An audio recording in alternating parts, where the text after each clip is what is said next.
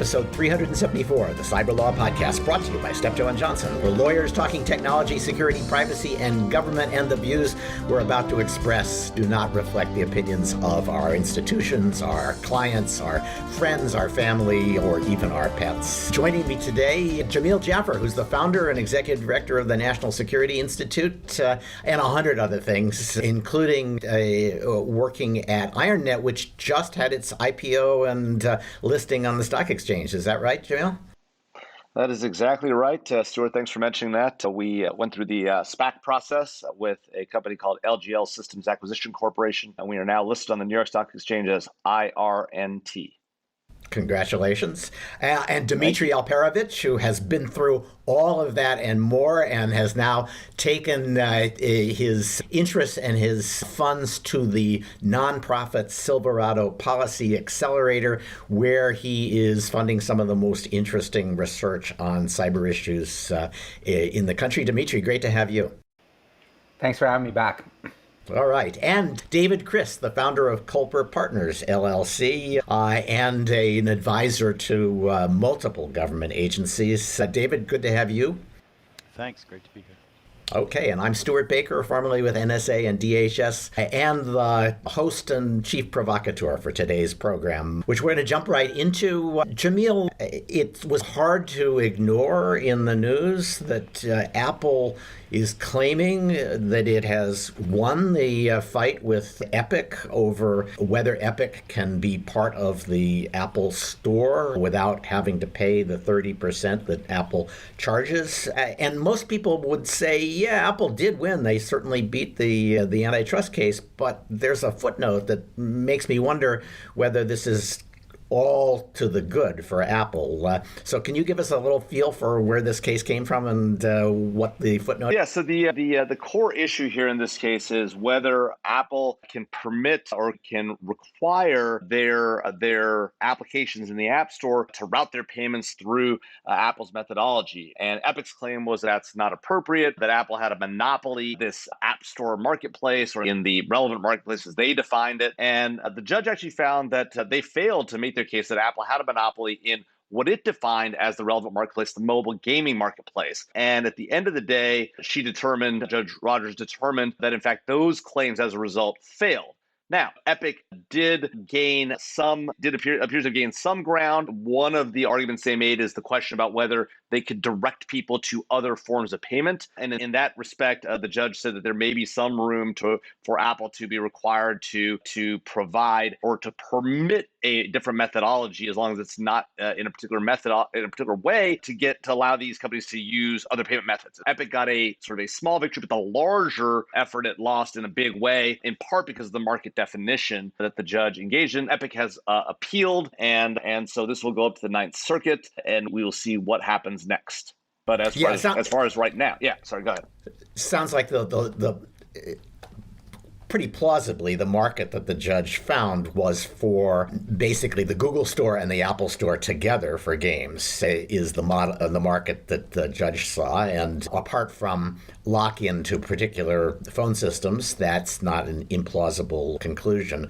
What I thought was interesting is the Epic one was based on California state law, unfair competition. And it could be important for a lot of companies which might say, hey, if you want to buy something, go here, and just provide a link or even a button that says, yes, I want to complete this transaction, take me to my shopping cart and bill me. Those are things that could have an impact on Apple's ability to control all of the revenue from its app. I think that's certainly true. The interesting piece about this that I think for Apple is an important victory is that the judge recognized that there are valid security fears, right, about opening up iOS to competitors. And that's been Apple's sort of biggest claim about why, in fact, it's important to keep this ecosystem and not permit sideloading of apps and the like, is because it's about security. And to be fair to Apple, if you look at the difference between the Apple iOS store and the Android App Store, I think a lot of us are happier to be living in the iOS world. Again, not free from issues, but certainly while a much more locked down in that sense ecosystem, I think people are much more comfortable loading apps from the App Store, from the Apple App Store, than they are from the Android App Store. I think Dimitri has a thought. Dimitri? Yeah, just to add to that, the interesting thing is that There's no question that Apple has invested a lot in security and trying to shut down jailbreakers very rapidly after a new exploit comes out, putting in a lot of countermeasures in place to make it very difficult to do, although not impossible.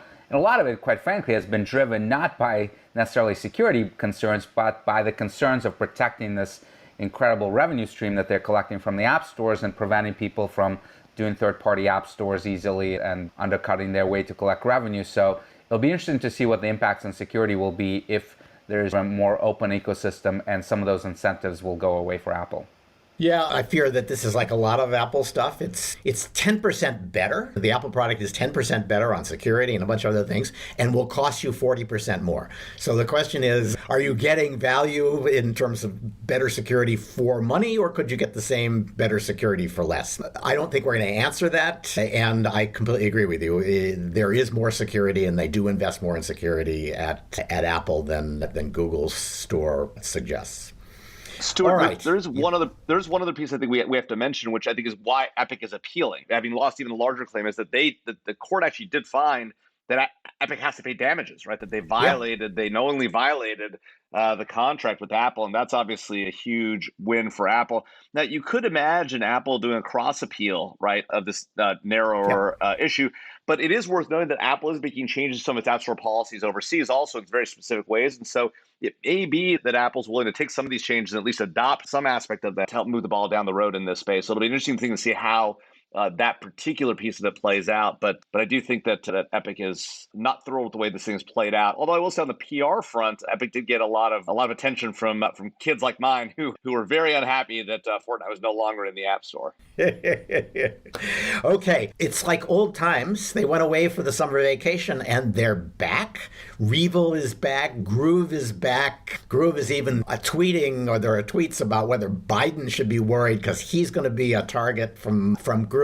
Dimitri, I think you were one of the people who said they're not gone. They're enjoying all the money they made down at the Black Sea, and they'll be back as soon as they've spent. Stuart, I'm shocked that gambling is going on here and the ransomware has not gone away. Of course, this was going to continue. I was one of the folks that made that prediction that Russia is not cracking down on anyone, that this is a temporary sort of going low, spending some money on the Black Sea perhaps, and they'll come back with a vengeance, rebranded as it appears to be the case with Groove and some of the newly appearing ransomware crews. The interesting thing is how belligerent that they've become. They're poking their finger at Biden specifically, naming him. They're saying that in Groove's case that their goal is to raise $30 million, so it would be easier for everyone to just chip in and send them the money now without having them launch ransomware attacks. Or really interesting strategy. But it shows you, I think, the strategy has not worked. Russia has not cracked down on any of these groups, in part because I don't think that we have threatened severe sanctions as I've recommended on them. And it strikes me that the administration just hopes that the problem is going to go away.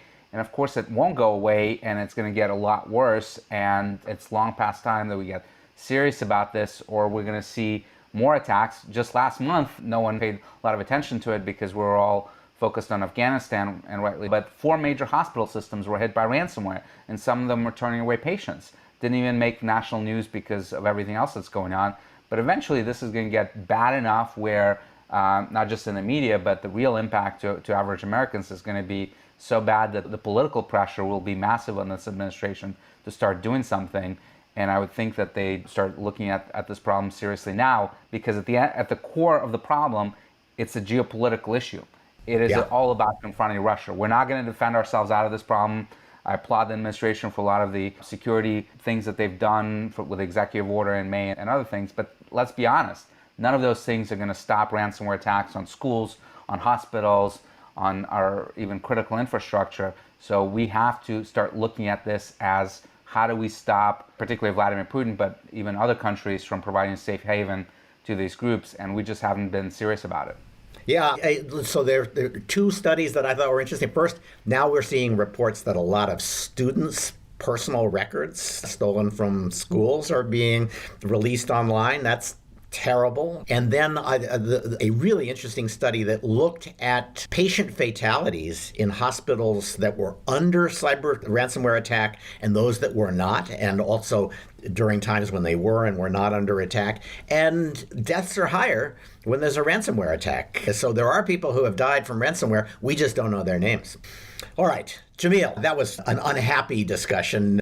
There's an interesting fight brewing as WhatsApp has decided to let users encrypt chat backups. So WhatsApp is famously end-to-end encrypted, but if you wanted to back up your chat in the cloud, it wasn't encrypted, partly because that's a hard technical problem. But WhatsApp has apparently decided that they know how to encrypt all of the chat backups, and that has given the UK government an excuse to attack Facebook again. What's with the WhatsApp additional encryption, and are they going to end up having to eat it because of the UK's very aggressive response? In a lot of ways, Stuart, this is like the situation we saw with Apple and iCloud. We know that early on in the post-Snowden environment, decided to encrypt data on iPhones and the like, but weren't encrypting at the same level or the same level of context, the in transit, as well as some of the stored communications in iCloud. And so Facebook is making a similar decision now. They've always encrypted end-to-end the in-transit communications, the backups. By the way, not unbeknownst to a lot of us, we're not encrypted. I think everyone likes having their WhatsApp chats backed up. So unlike Signal, when you reset your phone, if you haven't gone and done the thing with the QR code, you end up with an empty, with a null set of messages. So I think everyone likes the WhatsApp backups, and little did we know, or little did we focus, Dmitry I'm sure knew, that it wasn't encrypted. Now they're fixing that problem, but of course, the same problem that governments have had with the end-to-end encryption approach that Apple adopted, that WhatsApp adopted, that Signal has built into its base, both for in-transit as well as stored communications, is the same, which is government agencies here in the US and in England and elsewhere are saying, look, we need access to data, lawful access to data, encrypted or not. We need the ability to access it in the event where we have a lawful order, right, under the relevant jurisdiction's law. Let's say there's child pornography in it. Let's say there's terrorist plotting. More often than not, not more often than not, very often you've heard the FBI director, including most recently FBI Director Kris say, look, we see terrorists, right, begin communications with people in the United States and elsewhere on unencrypted chats, and then they move them to encrypted channels of communication, whether that's Signal, WhatsApp, whatever else, in order to protect those communications. We don't have insight into what's going on there. For all we know, there's significant plotting. It's just as much true in the child pornography context as it is the terrorism context, and remains a massive issue. And so, as I've argued for years, we've got to find some sort of common ground on this issue. It's easy for companies who are saying to consumers, look, we need to protect your privacy. Encryption is the way to do that, and we're going to do that at all costs, and regardless of government access or not. Government legitimately saying we've got to protect our citizens' privacy and their security, and that requires us to have lawful access to communications we're permitted under the laws. We have to figure out how to square that circle. There are solutions to this. There are technical solutions that can be applied. You often hear technologists saying there's no way to solve this. If you permit lawful access to encryption, you'll break the internet, and commerce will end, and the world will come to a crashing halt. That is just false. There are ways to do this, but the companies and industry have got to come, and government to come together. And part of that means we have to bring the consumer base along, and that's a challenge, I think, for industry today. Yeah, it's striking that the most significant statistic that I've seen in the last several months is that Facebook reported hundreds of millions of child pornography, child sexual abuse material to the NCMEC, to the authority that collects that. And Apple reported 250. And that's because Apple didn't have a mechanism for looking for that stuff. Facebook did, but as soon as they start encrypting backups, if they start encrypting messaging apps, that enormous burden on them of reporting all that stuff and the value to law enforcement of finding that and tracking those people goes away. Well, worth noting that recently Apple did make a change, right, to some of their ability to find some of this stuff, which caused a huge outcry in the technology community and the public about, oh my God, they'll be reading all of our iMessages and the world's coming to an end. And God forbid. Never mind, these are all people who have Gmail accounts who know for a fact that Google is reading their emails because Right. they get pushed ads. That doesn't seem to be a problem for them. But God forbid my iMessages, for the purposes of child pornography and lawful investigations, are passed on. And only, by the way, only when you see it multiple times, there's large. The whole thing is unbelievable. So Apple, is taking steps to address some of this. I think Facebook is now putting itself into Apple's camp and trying to figure out now how they're going to have to undo this. And so this is going to continue to be an issue. I think Dimitri, though, had a thought. And sorry, Yeah. Dimitri, I cut you off. Apologies. No, no worries. I think the jury's still out with regards to the Facebook implementing end-to-end encryption of whether that's really going to impact their ability to report child pornography cases, because they claim that most of their... It's metadata? Yeah, they claim that most, I think even as much as 99% is what I've heard from them, of their investigations do not actually involve looking at content. It's looking at someone who contacts a dozen or so underage kids, and those types of signals are very strong. And they claim that they'll be able to continue to report with high degree of fidelity. But I do agree that it's a long time, all of us have been part of these crypto war debates for 30 years now. And it's a long time for us to start getting specific. I think there's a huge difference between data at rest and data in motion. I think I'm very sympathetic to the technology industry's arguments that to break data in motion, you fundamentally break security. Data at rest, I think, is very different. And access to a device, for example, that law enforcement has in their hands, there are ways probably to get into that device with specialized tools and what have you that don't limit the security of most other devices. We need to get to specifics. And unfortunately, the government has not been forthcoming and actually talking about compromises that they're willing to make. They want everything or nothing, which of course results in them getting absolutely nothing. It strikes me that if they would come forward and say, you know what, we appreciate that there are certain things we should not be breaking encryption on because it undercuts the security of the entire internet. And there are other things where we have tremendous intelligence value that we need for criminal investigations or national security investigations, and the impacts to overall security very low. We need to start having those specific conversations. So the law enforcement got a win in a surprising place this week. Proton Mail, which everybody has assumed is the most secure possible mechanism for criminals and everybody else to communicate with, because they didn't keep logs, they had end-to-end encryption most of the time, they were protected by Swiss law. Turns out Swiss law cuts both ways. Dimitri, what was the Proton Mail episode? This is another case of where I'm shocked that people are shocked. Because frankly, Proton Mail has been very transparent on this.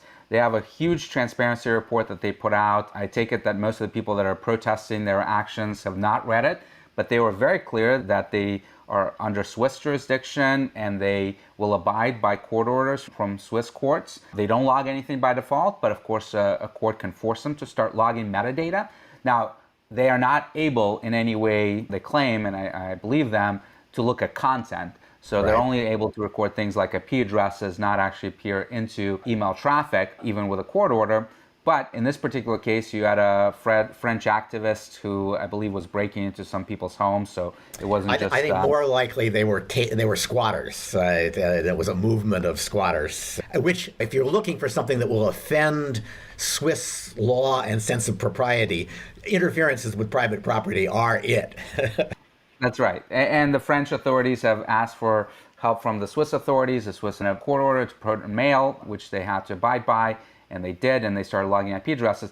Now, to be clear, they were fully transparent that they did it. They were fully transparent beforehand that this is something they would have to do. So I'm just struck that people are outraged and shocked. All of this was clear as plain sight from many years. There's one thing that I was struck by is there'd been a lot of claims that they were required by Swiss law to notify people when they did this. And Proton Mail did notify the target, but 8 months after the investigation had begun. And I think that's when we discovered that the Swiss courts could also order you not to notify people. Not a surprise if you're from law enforcement, that's what law enforcement does. But I think a lot of people were surprised that also was part of the adherence to Swiss law that Proton Mail was obliged to engage in.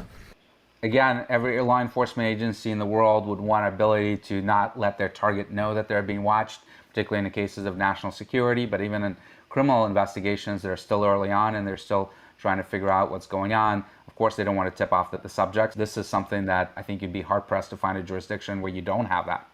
So, David, China looks to me like they have a serious case of GRU envy. The GRU is getting all this credit for interfering with the U.S. elections and dividing Americans by creating fake groups. And now the Chinese have been caught doing something very... That is what the findings are from Mandiant and Google doing some research. They are, as the news story in the journal says, they're copying the Kremlin's playbook.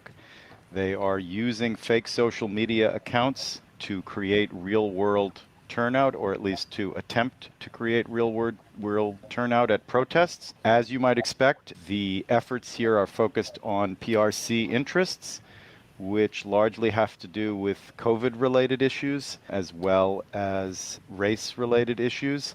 In Hong Kong, they're trying to undermine democracy, but maybe not directly attacking the foundations of American democracy here, again, just because they're pursuing their own interests. And guys like you, Stuart, are going to want to call this racial profiling because they are looking at Asian Americans and Chinese Americans, ethnic Chinese.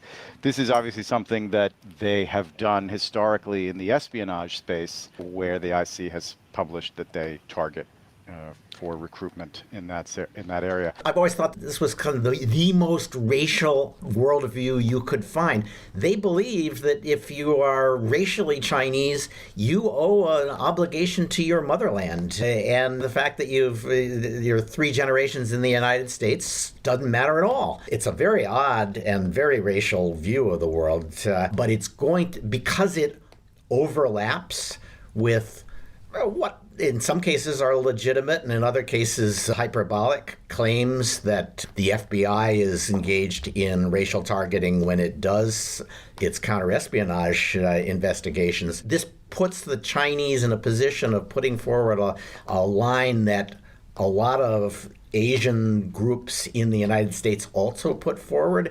It's going to be a real challenge for the government and, frankly, for those groups, how close they want to get to repeating Chinese propaganda. Yep, and as you say, it looks like we're defining deviancy down in terms of online tools used by nation-state adversaries to try to create real-world effects or even kinetic effects potentially. And here, as I say, they're really focused on trying to get people to turn out to protest against the theory that the COVID-19 came out of the Wuhan lab, as well as a few other things. I suspect we'll be seeing more and more of this, since I don't think it's that hard to do. The interesting aspect of this is, according to the story, it hasn't really worked. Broadly speaking, all of this internet manipulation can be seen as a kind of a virus, and the question is whether using law and culture and politics and increased sophistication and education and awareness, we can develop the kinds of antibodies that would make these tools less effective deployed in any artificial way. The fact that there hasn't apparently been a lot of turnout in real-world demonstrations from these efforts might be a sign of some hope that maybe we're getting a little smarter. I never want to bet on us getting a little smarter, but I do want to hold out hope that we could. I kind of wonder why we allow countries that won't let Twitter or Facebook operate in their territory, why we allow them to nonetheless have a presence on Twitter and Facebook. It's not clear to me that that's the right answer. We might be better off with a restriction that says you're either speaking to the world or you're not. And if you've decided that you're not going to let a particular social media operate in your territory, we're just going to tell you then we don't want you on that in our territory.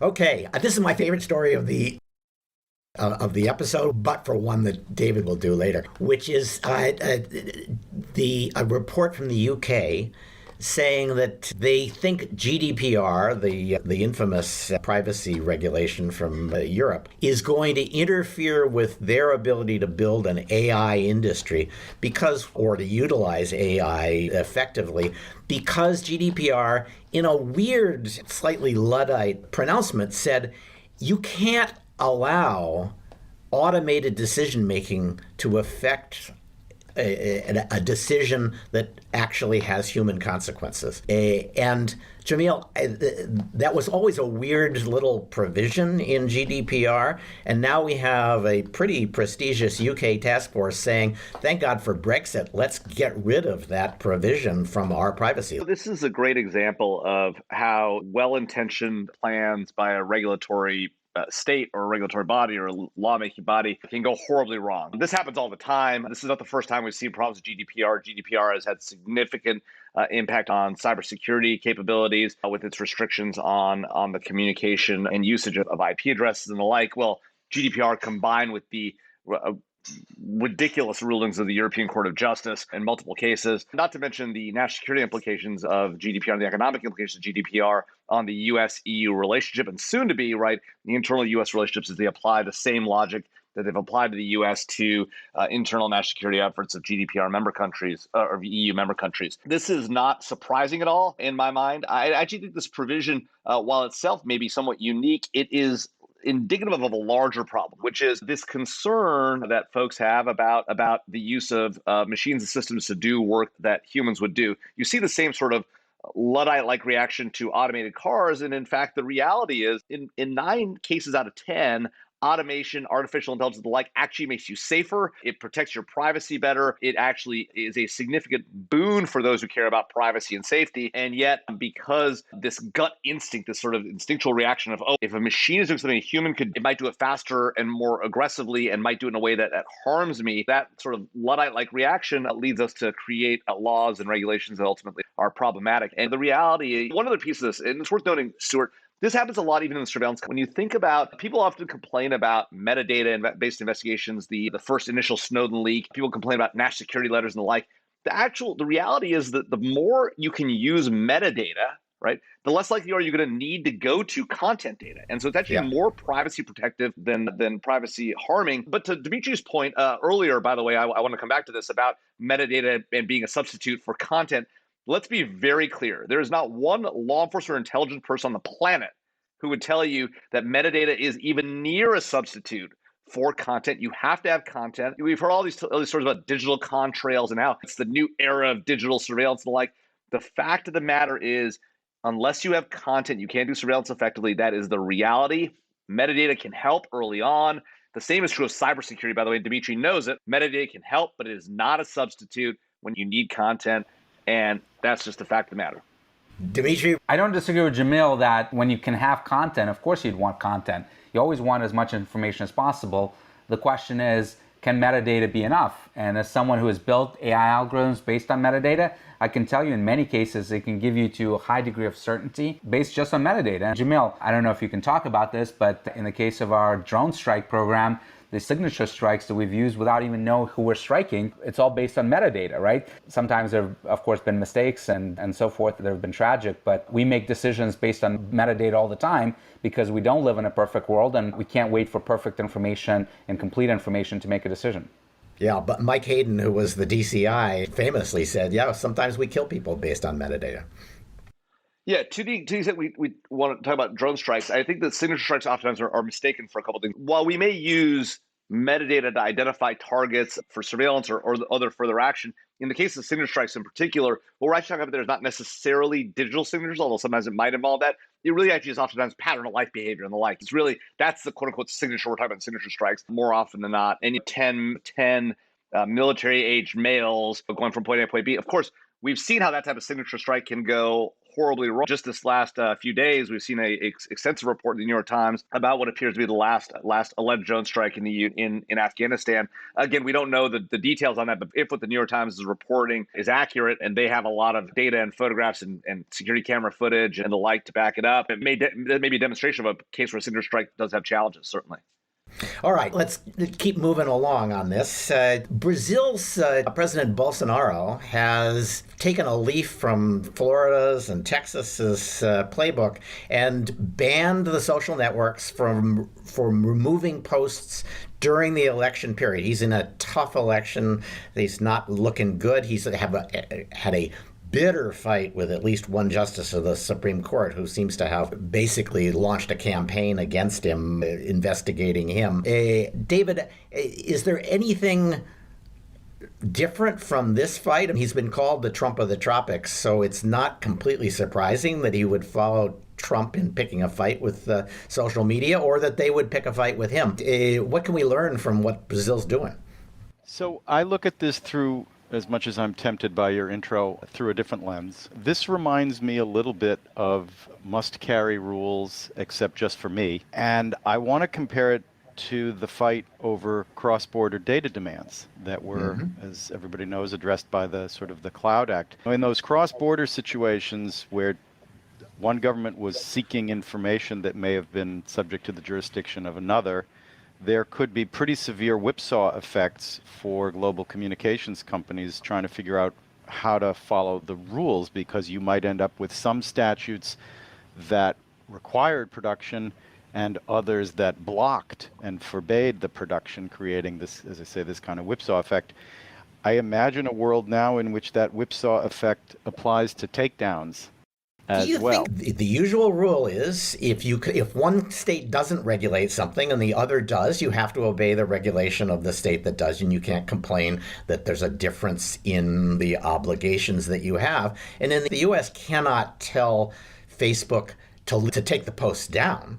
And therefore, it seems to me that Facebook can't really complain that Bolsonaro is making them do something that violates U.S. law. It might violate their own internal policies and their view of the First Amendment. But we had a Baidu defended its taking down any reference to Tiananmen Square by saying we have a First Amendment to do that. And of course, we're obliged to do it by Chinese law. Isn't this more or less the same outcome? I think you are focused too much on the role of the United States in this. There are a whole bunch of countries in the world, and a lot of them, as you try to issue worldwide orders, including your favorites in Europe.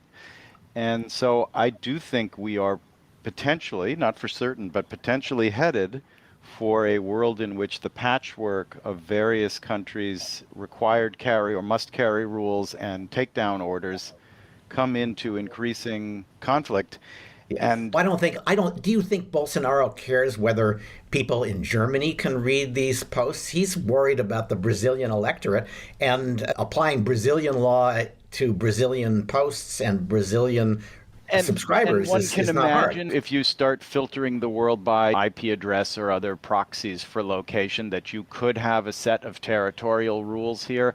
But I think it's also very possible to imagine the incredible difficulties that may obtain in applying those kinds of rules at scale and with high fidelity, because lots of things can be done so that you can watch the latest episode of Downton Abbey in the United States when it's really only available in the UK. Not that anyone that I know has ever done that.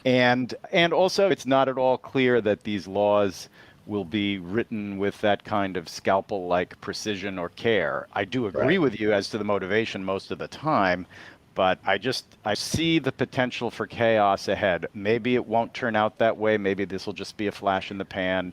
Maybe the conflicts won't really arise in practice, even if they're available in theory. But this is something that I've been worried about for a while that may reflect a certain cognitive bias. And so when I see a story like this, I just can't help but think, good Lord, are we going to relive in the content space the same stuff we are still trying to deal with?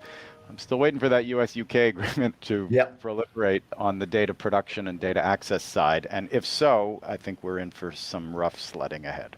I think your view, you've been worrying about this a long time, as have the companies. That was in 2006, and this is 2021. They've learned how to do some pretty sophisticated parsing. They've got AI that can tell you that you're using the wrong words or you're misgendering people. They've got a whole bunch of stuff that is very fine-tuned in terms of filtering content. And I think the idea that they can't figure out where people are. I just heard that GDPR says you can't use AI, so we're going to have to go back. That's right. That's a local ordinance, remember. But I will let them know that you're very optimistic about the prospects. So I'm sure that'll help make everybody feel better. Great. All right. Actually, while we're talking about the Europeans and my hobby horse of flogging them, there is a story that the U.S. and the EU, in the most recent discussions, right up to the president, has begun to actually talk about how to protect data transfers across the Atlantic, which are threatened by a decision of the European Court of Justice. It didn't say they had made progress, although they might have. It's clear that finally the administration, this is the second administration that had been ignoring the thing, hoping it would go away. It looks as though the Biden administration has finally decided, yes, we're going to have to do something about this, and they've put the NSC and maybe the NEC in charge. Unusual. Most of the past negotiations have been run by a combination of Justice and DHS, which says to me that the White House probably doesn't think that the interests of those agencies are sufficiently important to let them take the lead in these talks. It's good that they're finally talking because this has got to be resolved, but I would say the structure of the negotiations suggests that the U.S. is not going to be holding firm on maintaining the ability to have data across the Atlantic where it is the most important data we use to find terrorists. All right, Dmitry, the Chinese have sent a new diplomat to Washington, and he gave a speech that I would not have described as particularly diplomatic. Maybe it was not wolf warrior diplomacy, but I think it was. There were plenty of red meat lines in there that must have made him popular in Beijing, but raised questions about exactly how much diplomacy he's going to get done in the United States. Yeah, and to be clear, he gave the speech in front of a very friendly audience of the U.S.-China Relations Board, which I assume does not have a lot of China hawks on that board. But nevertheless, he talked about the things that we expect to see from China these days, that you can't stop China's rise, that we have to cooperate with China. He made a few interesting points that I thought were accurate, that China is not the Soviet Union and expecting it to collapse like the Soviet Union deal did is full. He talked also about the fact that, and we've seen this message from a number of Chinese officials, which I actually buy, that the current Biden administration policy of compete and cooperate with China is not going to work. You can't punch someone in the face and then ask to sit down and negotiate with them. No one, and certainly not the Chinese, are going to respond to that. So you really have to pick one or the other of how you're going to deal with them, but having it both ways is just not going to. Now, the one thing that is very hypocritical in the Chinese position, and the ambassador talked about it as well, is that they hate this word reciprocity. So on one hand, they object anytime we talk about issues we have with Chinese laws, like the laws that they use to take over Hong Kong, obviously the laws that they use to suppress Uyghurs in concentration camps in Xinjiang. But on the other hand, and they object as calling this interference in Chinese internal affairs, but in this particular speech, the Chinese ambassador talked about how he finds the Innovation and Competition Act of 2021 that is being considered in Congress highly objectionable and detrimental to the state of U.S.-China relations, when the reality is most of that law is about investment domestically and making sure that we're not dependent on China. So I find it completely outrageous that he would interfere in our domestic affairs by talking about our proposed legislation. I believe, and I think Jamil will agree with me, that we need on every single issue, like the one you mentioned earlier, Stuart, with social media, but everything else, market access issues, trade barriers, even economic espionage, demand reciprocity. If they're doing something to us, we need to be doing the exact same thing to them. Yeah, well, reciprocity hurts them a lot because of the way they have run their industrial policy, and it's not understandable that they are really shocked to discover that the U.S. had found the courage to say, no, we're going to do the same thing to you. And there are plenty more things that could happen. I think one of the reasons they said no IPOs for Chinese companies in Western stock exchanges is they were pretty sure that the U.S. was going to make it harder and harder to do Chinese IPOs on American exchanges, and they wanted to get in first. Well, I think that's exactly right. And look, when you intern over 1 million people in your population in what amount to modern day gulags or concentration camps, you can't be surprised when people criticize your internal policies.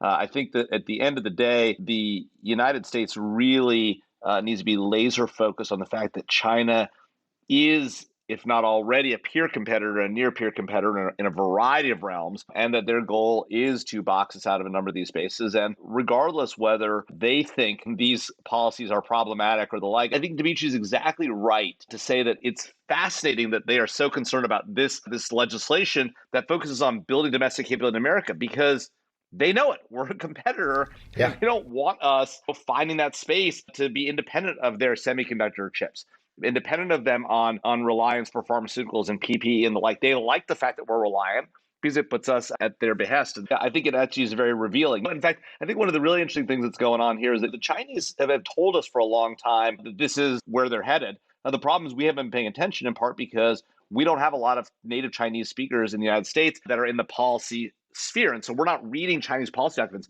They've been talking about this for decades. We just have not done a good job of really identifying that. And I think that's a capability gap that we in the United States have. Partly, we benefit from the fact that English is the lingua franca of the world. And the reality is that if we don't watch out, it's going to be Chinese very soon. I don't agree with you on that, Jamal. I mean, we have plenty of linguists here. There have been plenty of people that have been raising alarm bells. It's just that for the last 20 years, we've been focused on the war on terrorism. We've been focused on the Middle East, and we haven't had the capacity and the time to spend worrying about. Put Dimitri down on being a fan of the pivot.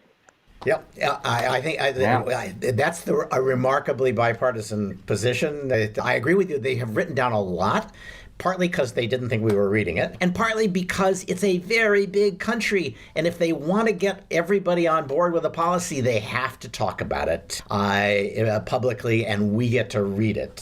So I don't think they're going to stop writing about this. I want to move on to this next story because this is my favorite, and David, I'm glad, volunteered to talk about it. It's the next step after smartwatches, as I understand it, David. That our health is going to be tracked by smart toilets. I want the listening audience to get the straight poop on this story so that there's no misunderstandings. This is the Internet of Things just really going everywhere. I think there is a lot of information, public health information and other kinds of information that can be obtained from sewage and waste. And you can see the epidemiologists and maybe some of the other folks looking for good intel here just getting very excited. But from the user's perspective, I just am not sure this thing is going to really take off. You have toilet bowls that are outfitted with, get this, cameras and trained in a machine learning algorithm to analyze waste as it goes by the camera using a diagnostic chart. And in order to differentiate between and among users, the article says, and here I am just reporting, that there can be a conventional fingerprint scan when you flush the toilet so that but also... Or the opposite of face recognition, let's call it that. The opposite of facial recognition is another identification method that apparently can be used in case people try to spoof. Maybe they cut off somebody's finger and try to trick the toilet. I don't know. Anyway, I personally don't know if from the end user perspective, this is going to be a very appealing thing to have in your home, but you can see the bleeding edge, the cutting edge here of potential Internet of Things data collection for public health and other purposes. There's valuable information for sure in that. And Samuel Pepys, if you remember Samuel Pepys, he famously reported on his stool every day in his diary. There are people who... And we're much the better for it. I know that some very important public health work has been done by analyzing sewers and looking for, say, the return of diseases like polio and the like. That's in the sewage mains. This is much more individuated here. I'm personally not ready to buy this product, but Stuart, if you buy it and use it, I look forward to hear your experience. My fear is that the woke engineers of Silicon Valley will decide, why don't we also enforce the rules that it's a microaggression to leave the toilet seat up, so that we basically, if Baker does that 3 times in a row, he's just not going to be able to use the toilet. I was wondering how you would get there with this story, but good for you. You fulfilled your... Cancel culture comes through. I think I said on Twitter that I just wanted to make sure that my smart toilet wasn't tweeting, and that if you wanted to do the opposite of a face recognition, you didn't really need those cameras, because Twitter identifies all the people that you should be worried about. Anyway, all right. The last, let's get serious. Dimitri, the Juniper breach, which has been attributed to a flaw in an encryption system that outsiders have blamed on NSA, was back in the news, and you actually looked into it. What conclusions did you come to from looking at that?